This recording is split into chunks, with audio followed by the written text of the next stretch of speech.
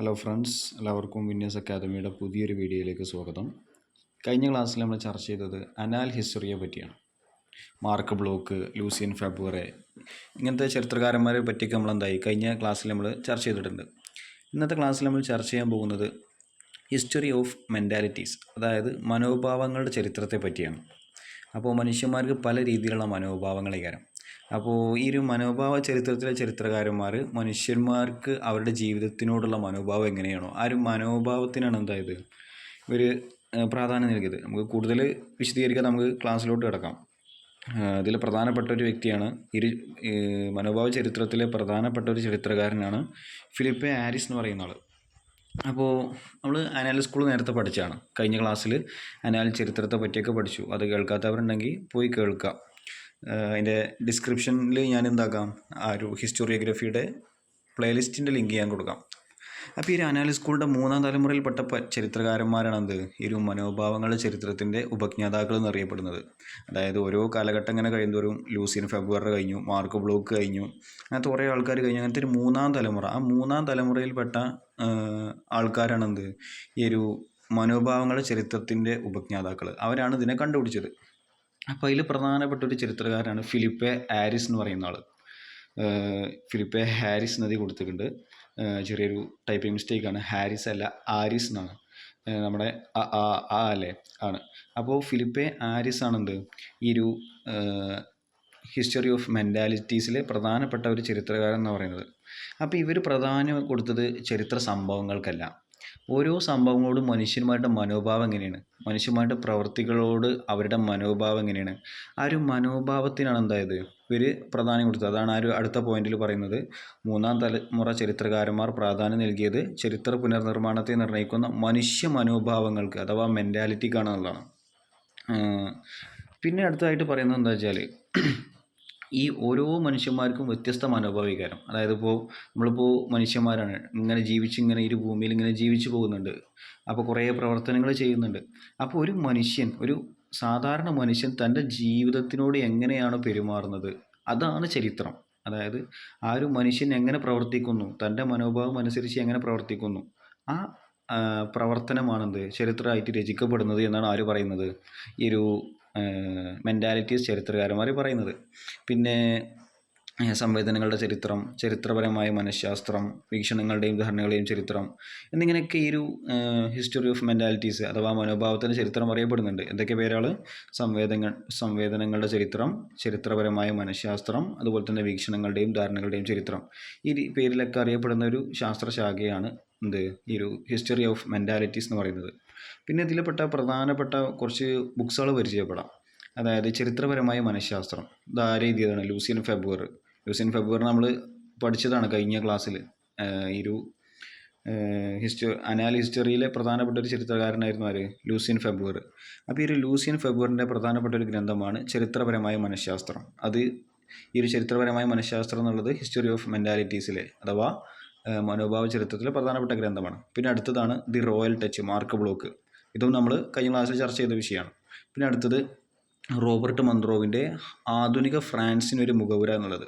അതായത് ഇവിടെ ഈ ഒരു ബുക്കിൽ അദ്ദേഹം പറയുന്ന ആ ഒരു ഫ്രാൻസിലുണ്ടായിരുന്ന അരാജകത്വം, അടിമത്വം, അതുപോലെ തന്നെ ഈ ഒരു എസ്റ്റേറ്റുകളാക്കിയൊക്കെ തിരിച്ചിരുന്നല്ലോ. അതായത് 3 എസ്റ്റേറ്റുകളാക്കിയിട്ടൊക്കെ ഈ ഒരു ഫ്രഞ്ച് റവല്യൂഷൻ്റെ ഭാഗമായിട്ട് തിരിച്ചിരുന്നതൊക്കെ നമ്മൾ പഠിച്ച കാര്യമാണ്. അപ്പോൾ ആ ഒരു കാര്യങ്ങളൊക്കെയാണ് ഈ ഒരു ബുക്കിൽ ചർച്ച ചെയ്യുന്നത്. അപ്പോൾ ഈ ഒരു 3 ബുക്ക് ഏതൊക്കെ? ചരിത്രപരമായ മനഃശാസ്ത്രം, ദി റോയൽ ടച്ച്, ആധുനിക ഫ്രാൻസിൻ്റെ ഒരു മുഖവുര. ഈ ഒരു 3 ബുക്കുകളും എന്തിന് ഉദാഹരണമാണ്? ഈ ഒരു ഹിസ്റ്ററി ഓഫ് മെൻറ്റാലിറ്റീസിന് ഉദാഹരണമാണ്. അപ്പോൾ ഹിസ്റ്ററി ഓഫ് മെൻറ്റാലിറ്റീസിനെ കുറിച്ച് ചോദിച്ചാൽ ഈ ഒരു 3 ബുക്ക് പഠിച്ച് വെക്കുക, അതിൻ്റെ ഒരു എക്സാമ്പിളായിട്ട് നമുക്ക് എഴുതാൻ പറ്റും. പിന്നെ അടുത്തത് ഈ ഒരു മനോഭാവ ചരിത്രം പല മേഖലകളെ പറ്റി പഠിക്കുന്നുണ്ട്. അതായത് ശൈശവ ബാല്യകാല ചരിത്രം, അതായത് ശൈശവം എന്ന് പറഞ്ഞാൽ ചെറുപ്രായക്കാലം.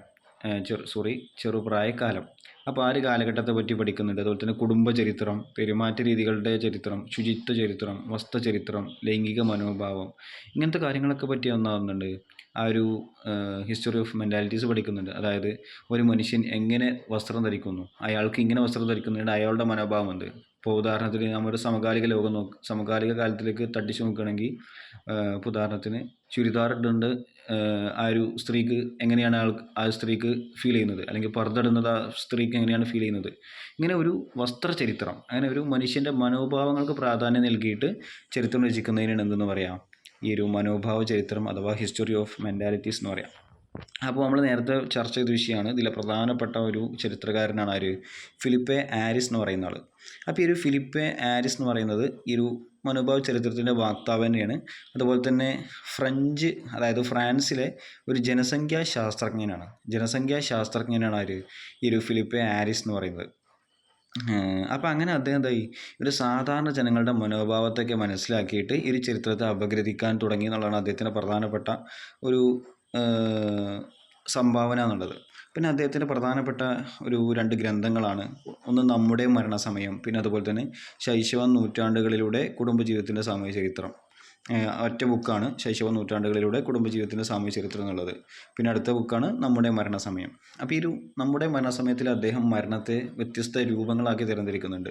അതായത് ഒന്നാമത്തത് മോഹനിദ്രയിലുള്ള മരണം, അതായത് നമ്മളിങ്ങനെ ഉറങ്ങിയിട്ട് മരിക്കുന്ന അങ്ങനെ ഉള്ള മരണം. പിന്നെ അതുപോലെ തന്നെ വൈയക്തികവും സ്വാഭാവികവും മരണം, അതായത് ഇന്നത്തെ പോലെ സാധാരണ മരിക്കുന്ന അത്.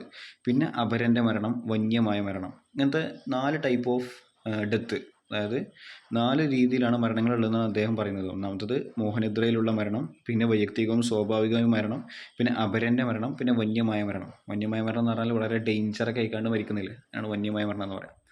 പിന്നെ അതുപോലെ തന്നെ അദ്ദേഹത്തിൻ്റെ വേറൊരു ഗ്രന്ഥമാണ് സ്വകാര്യ ജീവചരിത്രം എന്ന് പറയുന്നത്.